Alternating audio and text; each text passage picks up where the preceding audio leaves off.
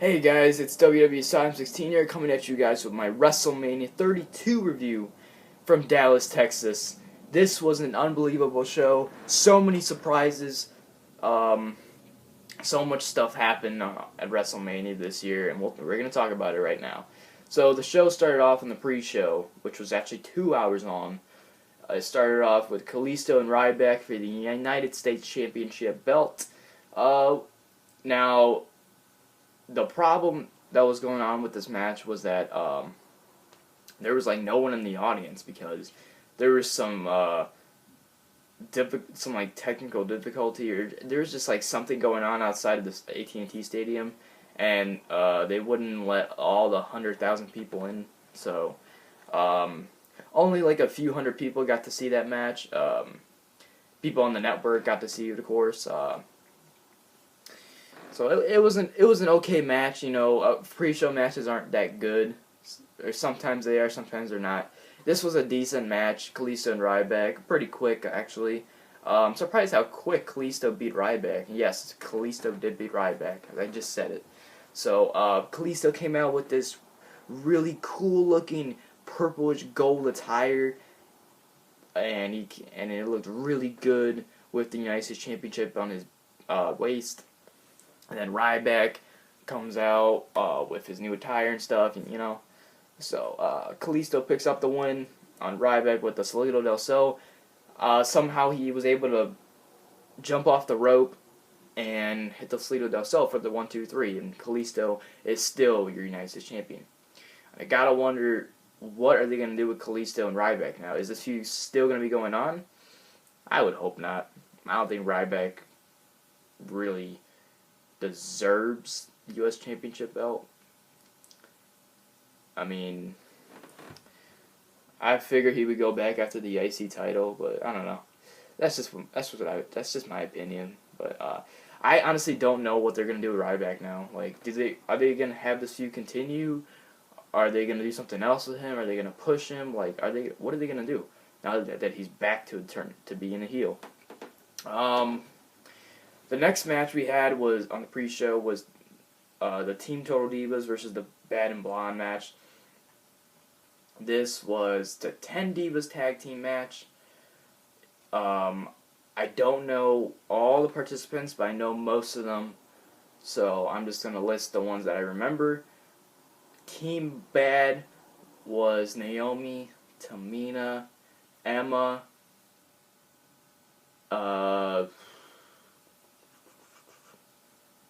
Lana, and some other person. And then Team Total Divas was Brie, Bella, Paige, Alicia Fox. Summer Rae was the other person on the team, on the Bad and Blonde team. So Summer Rae was on that team. So it was Alicia Fox, Brie Bella, Jesus Christ, Eve Marie. I'm bad at remembering, man. I really am. Jesus. I don't even know anymore. I don't really care at this point. Paige and some other person. I don't really care at this point. So it was actually a pretty good match. We got to see the in-ring debut of Lana. She was looking really, really nice. For some odd reason, her attire looked like a bathing suit that she bought at JCPenney's, which looked pretty funny. Nevertheless, the match was decent. Like I said, the pre-show matches are always just gonna be, eh. Sometimes they expect to be good. Sometimes they just expect it to be just a waste of time, basically. Just just want to get matches on the card to get ready for the main show. So, not gonna say much about this match. All I'm gonna say was that Team Total Divas won. And then the cool thing about what happened after the match was that the returning Nikki Bella came out in her ring gear, and she came out with her neck brace, and she was celebrating with her team and her sister and stuff. That was cool to see Nikki back. She's not 100%, but she came out with her gear, which I thought was kind of weird, but still, it's good. It was good to see Nikki back. Match number 3. Well, I'm not gonna say it was much. Was there only 2 matches on the kickoff show? I think it was. So I could be wrong, but I think those were the only 2 matches that happened on the kickoff show. So now we move on to the main show, WrestleMania. The first match we have on the card is the Intercontinental Championship ladder match. Sami Zayn, Kevin Owens, Dolph Ziggler, Zack Ryder's in the match. It was originally supposed to be Neville, but Zack Ryder's in the match because Neville got injured and broke his ankle against a match against Chris Jericho in Raw. Stardust and see, I'm bad at remembering. I'm bad at remembering. Okay, go. Dolph Ziggler, Stardust, Kevin Owens, Sami Zayn, whoever. I said I really am bad at remembering things. Oh, and Miz and some other person. I don't know who it was. This was an awesome match, just like I expected it to be. A lot of people were actually disappointed that this match happened because they wanted to see Kevin Owens and Sami Zayn for the IC title in a ladder match. But instead we got to see a kind of a rematch of last year, except there were different participants in there. Still an awesome match. Oh, and Sin Cara. See, now I'm remembering. So it was Sin Cara, Sami Zayn, Kevin Owens, Dolph Ziggler, Stardust, Zack Ryder, and The Miz. There you go. There's all 7 participants. I knew at some point I was going to remember all 7 of them. Okay, so this was, like I said, this was an incredible match. So many spots happened. We saw Stardust come out with the polka dots to a tribute to his father, the late great Dusty Rhodes. That was cool to see. He even pulled out a ladder. It had polka dots on it. It was black and it was yellow and had polka dots on it. It was really nice to see that. A tribute to Dusty. Rest in peace, Dusty. We had Stardust and Sin Cara. They were pushed off the ladder in the ring, and then they got driven through another ladder on the outside, and they got smashed right through that ladder. That was intense. They were pretty much out after that match. After that point of the match, so it was really just 5 guys left. Kevin Owens, he looked incredible in this match as well. He did a lot of crazy spots, especially the one. Or was it Kevin Owens, Sami Zayn? Sami Zayn, there you go. Sami Zayn did this crazy spot where he drove Kevin Owens headfirst into the ladder, and Kevin Owens looked like he was dead at that point. Because after that happened, Owens was done basically after that point of the match. I tell you, ladder matches are so dangerous. They are so incredible to watch, but they're dangerous as hell. Sami Zayn, this was his first WrestleMania as well. Very, very impressive. I'm happy that he's on the main roster now. I'm happy that AJ Styles is on the WWE roster now. I mean, so many good things happened so far this year. But we were gonna expect a lot more stuff to happen.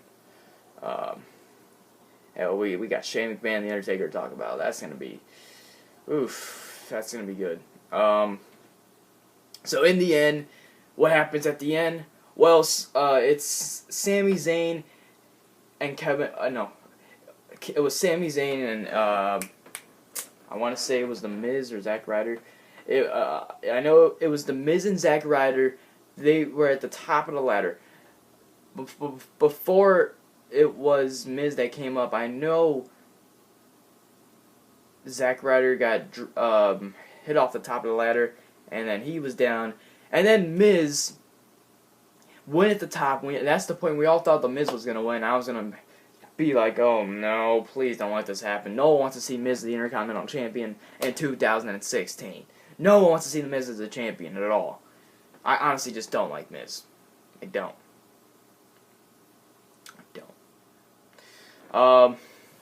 So we all thought Miz was going to win. All of a sudden, Zack Ryder comes out of nowhere. He comes back up on the ladder, knocks The Miz off the ladder, and Zack Ryder captures the Intercontinental Championship What a huge surprise that was. I was expecting Sami Zayn or Kevin Owens to retain, or even Dolph Ziggler to win, but we saw a surprise, a huge surprise right there, as Zack Ryder gets the title push. Zack Ryder captures the Intercontinental title at WrestleMania. Zack Ryder finally gets his WrestleMania moment and his biggest match in his career so far. That was awesome. And it was cool to see him celebrating with his father in the ring after the match was over. Very, very impressed with Zack Ryder. The only thing I was so disappointed about was the next night on Raw when he faced The Miz in an Intercontinental Championship match and then he lost the damn title to The Miz just because Maurice returned and slapped his father in the face, and that caused a distraction. And I was like, why? Why WWE? Why are you doing this to poor Zack Ryder? What did he do to deserve this? Does Mr. McMahon just hate his guts that much? Like, seriously, I don't understand. Why are you burying Zack Ryder? He deserves better. He deserves a hell lot better. Why is he being treated like this? You could have at least gave him the title for a freaking week or even a month, man. Not just a day. Like, seriously. This is kind of similar to when Christian won the World Championship to against Del Rio. I think it was at SummerSlam. And then he lost it like 2 days later on SmackDown. It's so stupid, man. Like, why? Why does that kind of thing have to happen? Poor Zack Ryder. So, the New Day. New Day rocks. New Day rocks. The next match is the New Day versus the League of Nations. And we all heard around the internet the New Day was coming out with some big surprise entrance for WrestleMania. And boy, was it ever a surprise. It was the most ridiculous yet strangest yet funniest entrance I've ever seen in my life for WrestleMania. So the New Day comes out. Big E does his normal thing with the microphone, introduce the New Day. All of a sudden, you see the Bootio's box of cereal. You see the Bootio's box of cereal. Like a huge box of Bootio cereal. And then, all of a sudden, you hear the music. The music plays. It's a new day. Yes, it is. The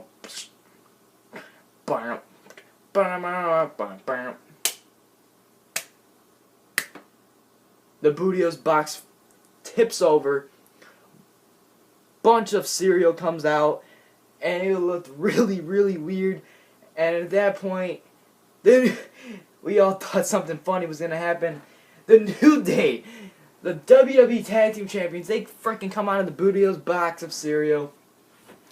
It was so hilarious. And they came out wearing these Dragon Ball Z costumes.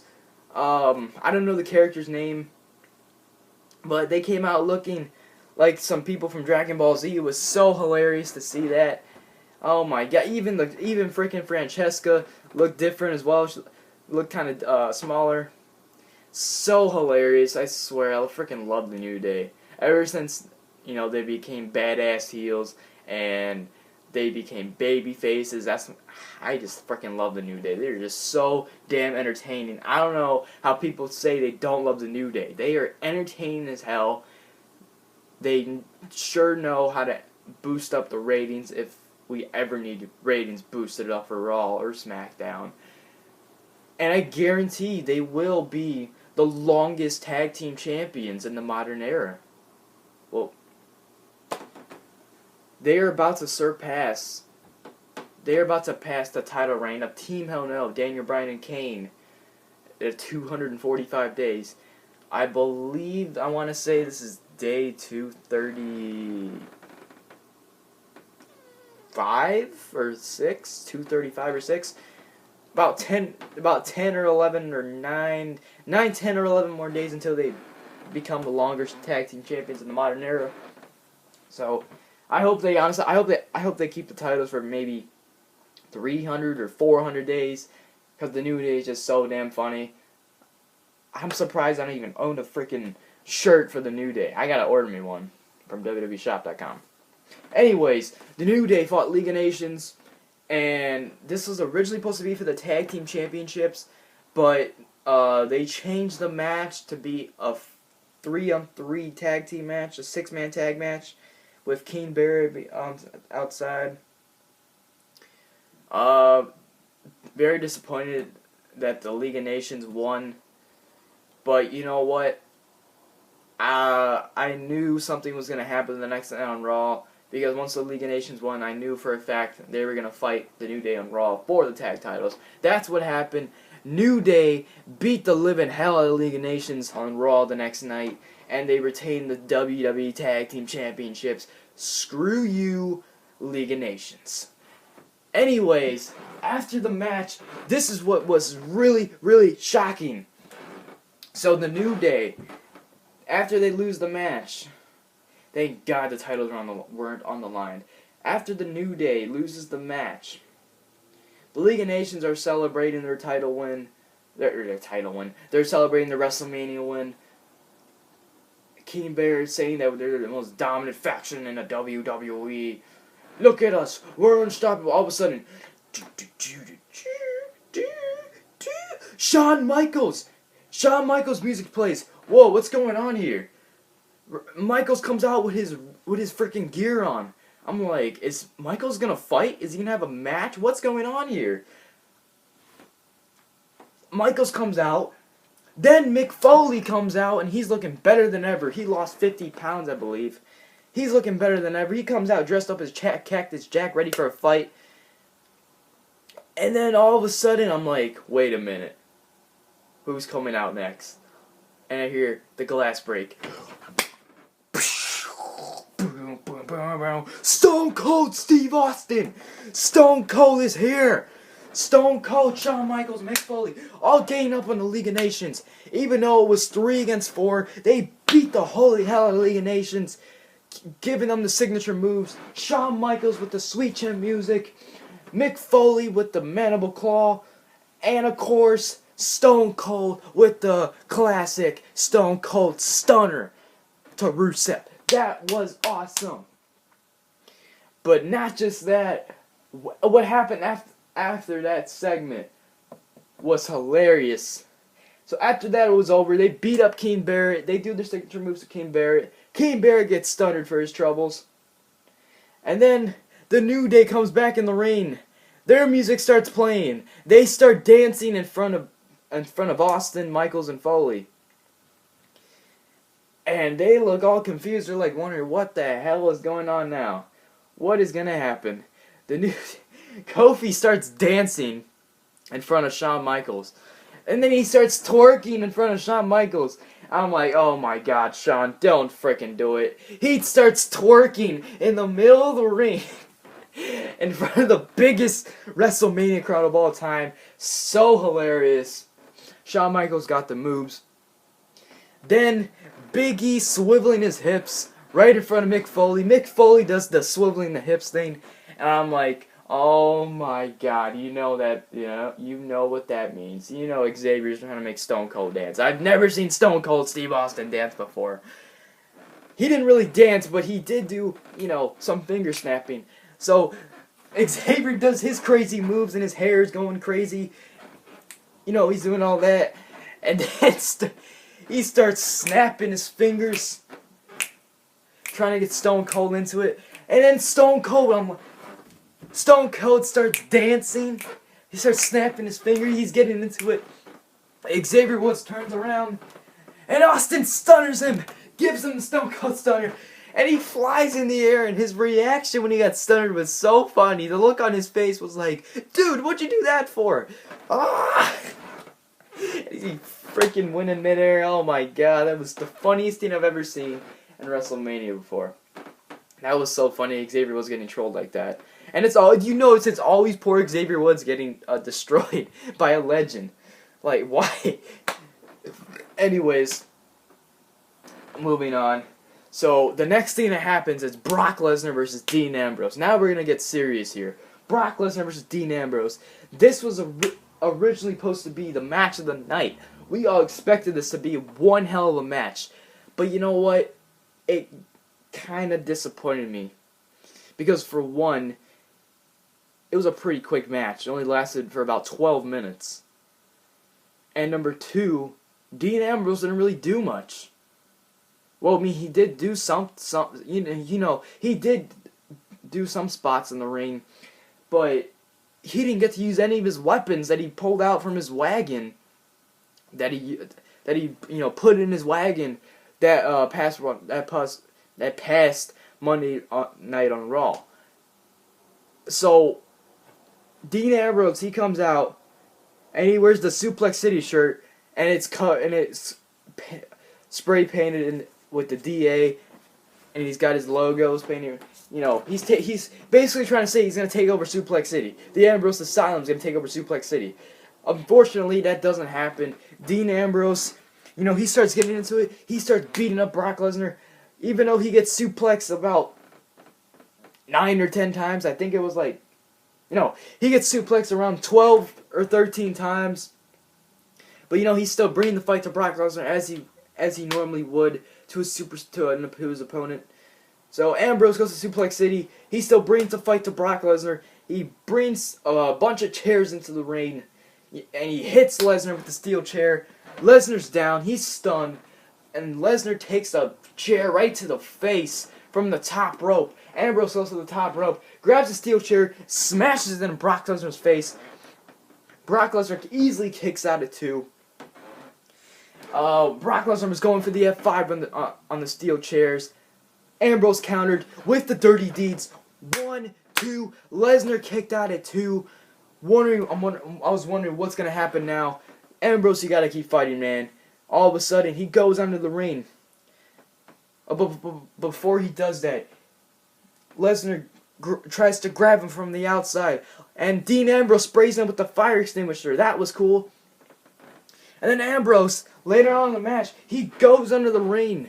He takes his shirt off. He's getting into it. He's ready to finish off Brock Lesnar. He goes under the ring. He grabs the Barbie. He grabs Barbie, his barbed wire baseball bat that Mick Foley gave him. Passed the torch to him. He's gonna use it.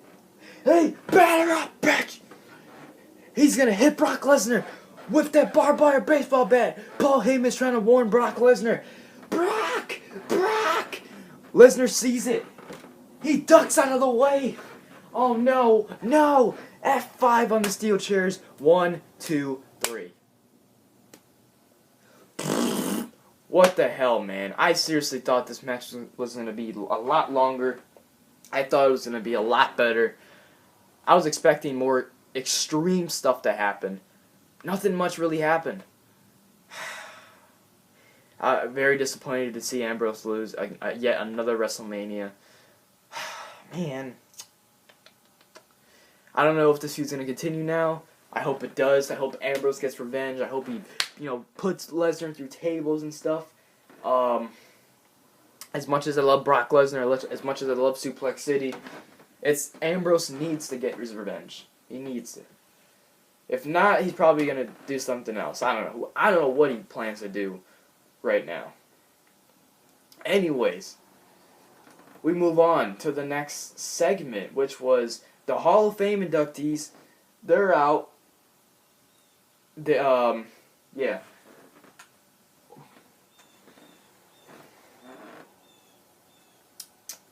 Howard Finkel, he announces the Hall of Fame inductees, and they come out.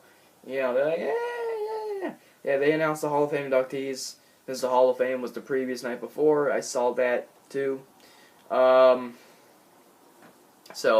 then Sting comes out, and then, Sting announces retirement at the Hall of Fame. So Sting is officially retired. Well, he said that he's not done yet. He might still have maybe one or two more matches left in him, but he's definitely retired as of right now. So that was sad to see. We move on to the next match. We got the